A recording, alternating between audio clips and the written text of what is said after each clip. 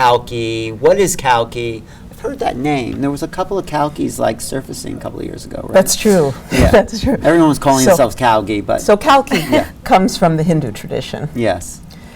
And he's one of the avatars, the last avatar. The last where the avatar. name comes from, Vishnu. Now, in the Hindu tradition, there's a trinity, like in the Christian tradition, and there's a trinity of male and female. But we're Right. and they always come together. Oh. So, but we'll talk about the male. So there's Brahma, the creator. There's Vishnu, the preserver.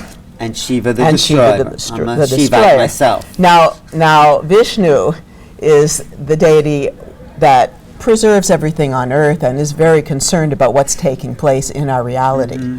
And so whenever there's a problem on the earth, he takes an avatar. That's where that word came form. from. A physical He form. comes into manifestation, embodiment. Yes. And so the 9th avatar was the Buddha. Oh, that was a ninth one. Uh-huh. Yeah. And the prior one before that was Krishna. But Jesus doesn't fit into that avatar. Some would say that Jesus is an avatar. Right. Right. It's okay. But Kalki, so because in the Indian system of the yugas, they see time in cycles. And so the end of the cycle, there's the 10th. The 10th avatar, who is Kalki. So Kalki, Maya Binash, means the destroyer of illusion. And then, so he's coming every time to destroy illusion and the enemies of truth and bring on the next golden age, because we are in the Kali Yuga. That's the what I darkest time, and we all have a sense of that right now. There's a Right. lot of chaos in the world. Right. So we're coming in, but I think some of us are actually ascending out of the Kali Yuga into the golden age. I think some of us are living in the golden age. I mean, even though That's right. a lot Well, of the world is descending into it. That's why we created Kalki. Kalki in the movie is just this burned out Hollywood screenwriter kid, right? And Kalki in the movie is a metaphor for that desire for awakening, that ability to completely wake up and destroy the illusion and bring in the bliss of the divine feminine in particular, Anand Shakti. Anand Shakti, Bliss. the bliss of Shakti, the feminine energy. Right, which is light. So Kalki brings in this guy, the last avatar, who's Kalki, brings in the awakening of the divine feminine. In all of us, or in... He's there to be a metaphor that we all have that potential. And in the movie, he brings forth a lot of very interesting teachings from different traditions. Oh, like what? Talk about those teachings, because I think that's really interesting to have that in a movie. What are some of the traditions, and how does that fit into your music? So it takes place in Mount Shasta, which is a very interesting place. And it also brings in the Lemurians, who live under Mount Shasta. I heard that. Actually, I met a few Lemurians who claim to have come from Mount Shasta, so I know that tradition. So there's Mount Shasta, there's Lemurians, there's the end of time, and what is the, what happens? So there's a group of psychics. 80 plays one, I play one. And they're living in Mount Shasta. And they have been educated in the dream time, in their dream state, since they were children, by the Lemurians. Because the Lemurians, in terms of how we use the lore in the movie, the Lemurians were living on the earth, but when they saw the dark times coming, they went underground to preserve the teachings. And the way they communicated with the psychics is through their dream states.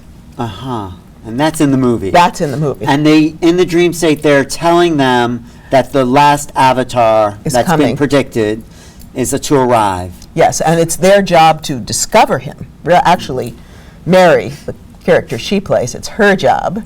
Because he doesn't know that he's Kalki. Like none of us do, right? We totally are completely blind to it. To our divine essence. So correct. He doesn't know. And he doesn't know. And then you say, guess what, buddy?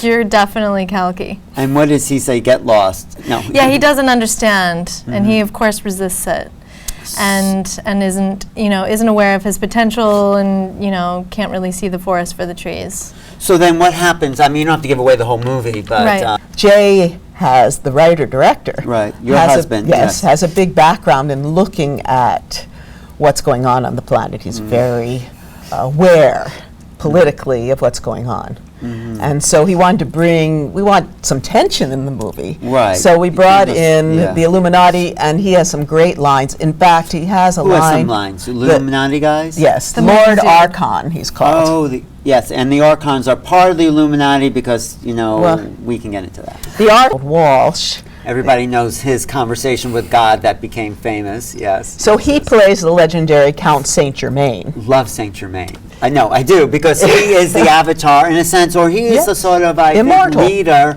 of this age of awakening, and he's one of those beings that is overseeing. That's what I feel about Yes. Saint Germain, how all of us are waking up. So Neil Donald Walsh plays Saint Germain, who was actually spotted on Mount Shasta by, what's his name, the I Am Yes. people. Yes. So he and what is, tell me about that So part. he plays kind of the Obi-Wan Kenobi, the teacher, Right.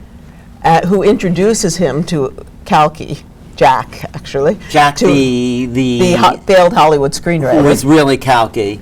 He introduces him to his light body. In fact, there's this beautiful sequence, and the music is gorgeous, where he just, he says, well, I'm going to have to show you, Neil Right. Germain. And then you see his light body, the fields and the chakras lighting up, and it shifts colors. And Well, the thing that occurs to me about Yeah. The Last Avatar is that it's all about gnosis. It's all about knowing thyself.